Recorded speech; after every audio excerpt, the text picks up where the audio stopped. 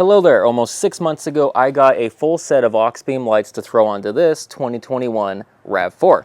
In today's video I'm going to be covering how I installed them, their performance, and compare them to what's on my Overland Tacoma. Let's get started.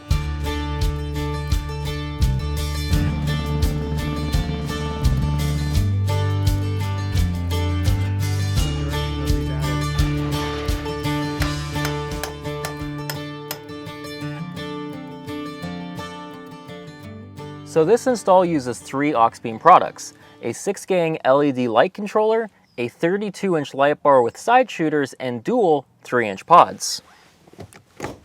Let's start with the light bar first. So if you have a 5th gen RAV4 and you're looking to install a light bar on the bumper, highly recommend you watch this full section because it was an experience learning how to deal with this front end. And the issue with newer modern cars is there's a lot more over-engineered areas, more plastic pieces to deal with, and wiring. So I spent a few hours tinkering with this before I eventually ended up with this install method that I currently have now. So initially I tried going in through the very bottom of the bumper and detaching this lower section here, which there's too many little plastic clips that you can't really get to. So after tinkering with trying to remove this for an hour and a half, I gave up. I then tried going in through the top, only to be blocked by the radiator and a piece of the frame that goes right here.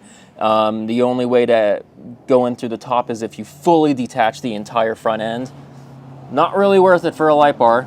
So after ruling out going in through the top or the bottom, let me show you guys how I ended up finally getting this installed. So at this point, all the bolts underneath the cab are removed. Went through, removed 1, 2, 3, and 4. From there, I was able to pull the trim off by removing the push pins that are here and here. And from there, it's just delicately pulling outward on the actual outside fender trim as you're pulling it outwards. See these little tabs here and here, and then just all underneath. And that is releasing the whole bumper. So at this point, the whole front bumper is disconnected. I'm having it being held up just by zip ties here and here so that I don't have to disconnect the electronics. All I'm trying to do is being able to, I just want to be able to access the underside of this bumper, which now that this is for free floating, I can do that. So the whole point of pivoting this bumper upwards is to gain access into the cavity that's within this bumper. This bumper is about a little more than 1/4 inch thick with hard plastic, so it is a solid mounting surface. All I did was use the Auxbeam light bar, measured out where each of the 3 mounting brackets are, melted through with a heated screwdriver, and then I was able to push the light bar in and then cinch up the screws with some nylocks inside of this cavity. So other than that, it's a really clean, kind of low impact method of mounting a light bar. The light pod's really straightforward. I mean, it's just a 3-inch Auxbeam ditch light, and it's mounted to the RAV using a Cali-raised LED ditch light bracket. Pretty straightforward. Install it in less than 10 minutes.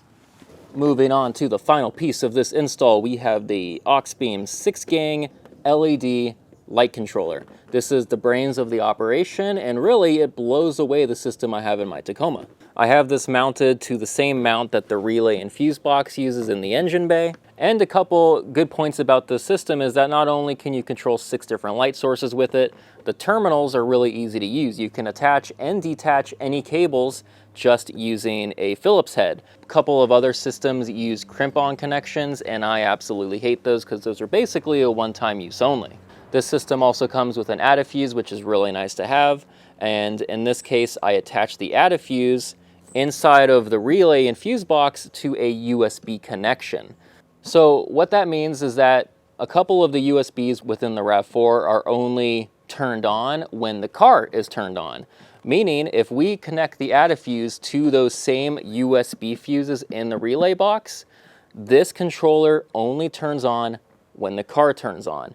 As far as the positive and negative goes, I'm using this bolt right here for the negative, and then I actually melted another hole into the fuse and relay box to route the 12-volt ignition line and the positive connection. So on to the final step, we have the light controller itself. Now to get the cable into this side of the car, we ran it through the passenger side firewall and then through the dashboard. I'm not going to go into the full breakdown because I've already done this too many times, but this entire center console comes apart much easier than expected, giving you access into the cavity underneath where we mounted this controller. At which point, you guessed it, we melted another hole, pushed the cable through, and then just used some double-sided tape that I believe came with the controller to mount it to this surface.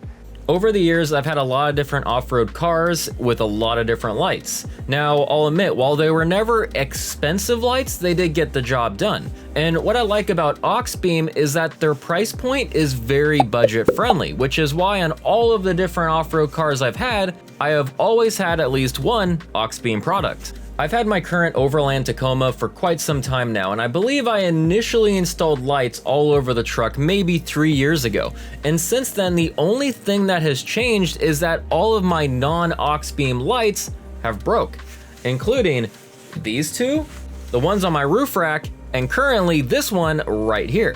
So for the price, they do last. For a direct comparison, my Tacoma currently uses a Knight Rider 6-gang switch panel, which is available on Amazon for about $90, which at that price, it was a no-brainer at the time, but it does have some downsides. For starters, it only has crimp-on connectors when attaching lights, which if you remember from earlier, I absolutely hate those because those are basically a one-time use only. So not only does the Auxbeam controller have reusable connections, it also wins an award for having really good build quality.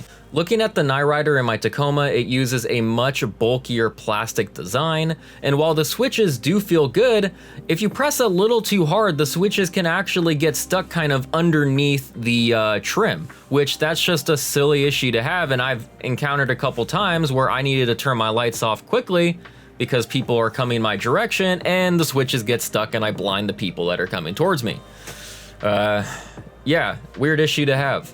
Comparing it to the Auxbeam, you have a much slimmer metal design with tactile switches that almost make it feel like I'm using a mechanical keyboard to turn my lights off and on.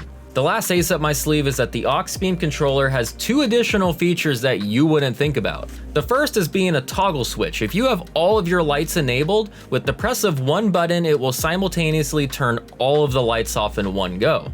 And it also has a built-in light sensor. So if it detects that it's dark outside or that you're driving under a bridge, it will actually dim the controller itself so the backlight isn't as bright. So those are all the major comparisons that I've noticed over the last 6 months of using this system. Now that we got that covered, let's go jump out into the trail and see how bright these really are. So again, all of this footage is using 2 3-inch spotlight pods and the 22-inch light bar with side shooters. Obviously, the spotlights are extremely good at illuminating specific areas, and I position them aiming forward because the side shooters on the light bar act as the ditch lights. You see where those come into effect right here. So realistically, the one light bar has 2 functions of illuminating both the forward and the sides of your trail. Next up, we have the aerial footage. Do note that drones have much more limited night capabilities compared to my Nikon Z6 I was just using.